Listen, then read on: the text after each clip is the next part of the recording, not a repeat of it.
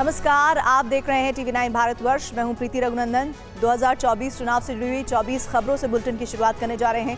India गठबंधन की Bhopal rally रद्द हो गई है। गठबंधन में शामिल दलों का विधानसभा चुनाव अलग अलग लड़ने का फैसला हुआ है और आम आदमी पार्टी बोली है कि गठबंधन लोकसभा के लिए है। बीजेपी ने कहा डर दिख रहा है।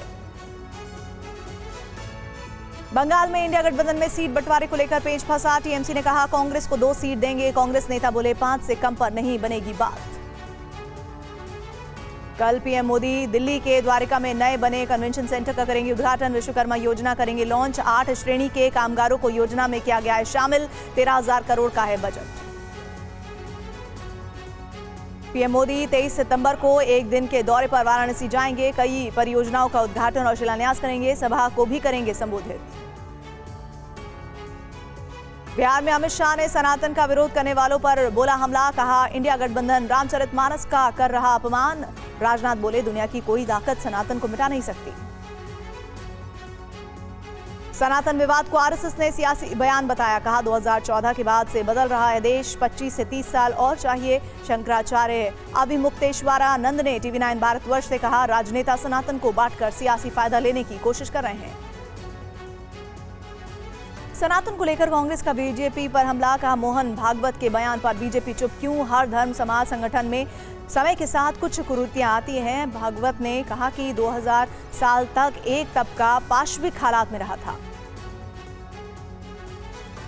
पुणे में राष्ट्रीय स्वयंसेवक संघ की बैठक में महिलाओं को संगठन से जोड़ने पर चर्चा। कहा पिछड़ों को आरक्षण मिलता रहना चाहिए। मणिपुर पर सरकार को ठीक से काम करना चाहिए।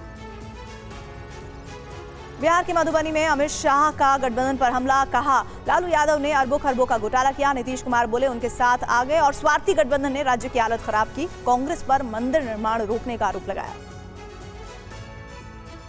तेज प्रताप यादव का अमित शाह पर पलटवार। कहा दंगा कराने बिहार आ रहे गृह मंत्री। इंडिया गठबंधन के वोट बैंक पर नहीं पड़ेगा कोई असर। हैदराबाद में कांग्रेस वर्किंग कमेटी की बैठक। 5 राज्यों के विधानसभा चुनाव की रणनीति पर चर्चा।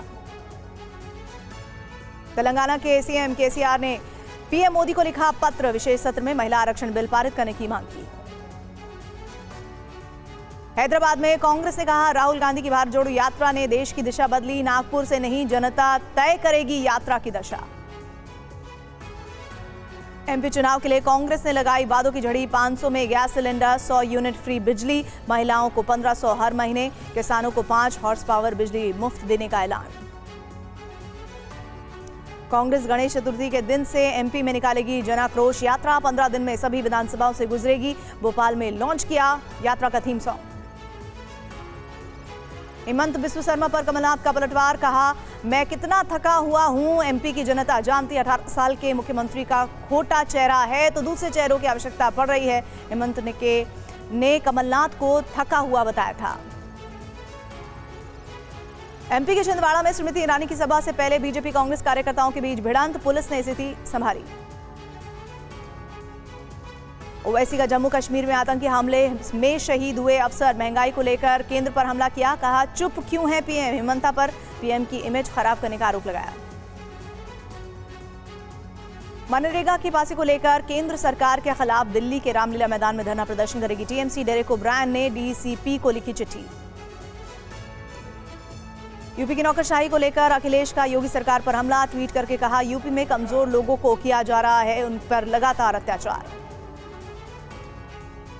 आम आदमी पार्टी का दावा पंजाब में अकाली दल और बीजेपी का हुआ गुपचुप गठबंधन। पूछा क्या अकाली दल ने शहीद हुए किसानों पर बीजेपी को माफ कर दिया। 23 सितंबर को एक देश एक चुनाव पर बनी कमेटी की पहली बैठक। पूर्व राष्ट्रपति रामनाथ कोविंद करेंगे अध्यक्षता।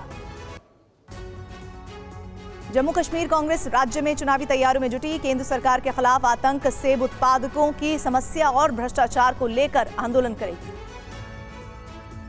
छत्तीसगढ़ में जगदलपुर में अरविंद केजरीवाल की चुनावी रैली। बोले सरकार आई तो पूरे प्रदेश में मोहल्ला क्लिनिक खोलेंगे।